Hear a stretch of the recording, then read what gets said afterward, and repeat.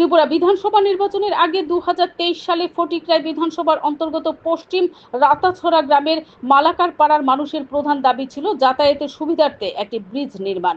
মন্ত্রী সুধাংশু দাস এলাকাবাসীর সেই দাবিকে সম্মান জানিয়ে সরকার প্রতিষ্ঠিত হওয়ার 1 বছরের মধ্যেই ব্রিজ নির্মাণের কাজ শুরু হয়। বর্তমানে সেই ব্রিজ নির্মাণ প্রায় শেষের পথে। গতকাল দুপুরে এলাকাবাসী ও জনপ্রতিনিধিদের নিয়ে নির্মীয়মান ব্রিজের কাজ পরিদর্শন করেন মন্ত্রী সুধাংশু দাস।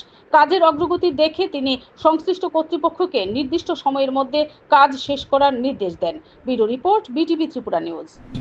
তাদের দাবিকে সম্মান জানিয়ে আমি সেদিন বলেছিলাম তাদেরকে যে আমি 23 নির্বাচনের পরেই এই ব্রিজ নির্মাণ করে দেব, এবং যদি ব্রিজ নির্মাণ করতে না পারি কোনোদিন আর ভোট চাইবো না আপনাদের কাছে।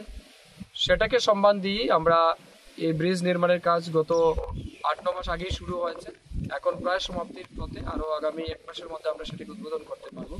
তো সেটার কাজের গুণগত মান এবং সঠিক সময়ের মধ্যে সম্পন্ন হচ্ছে কিনা না এটা খতিয়ে দেখতে আজকে এখানে এসেছি।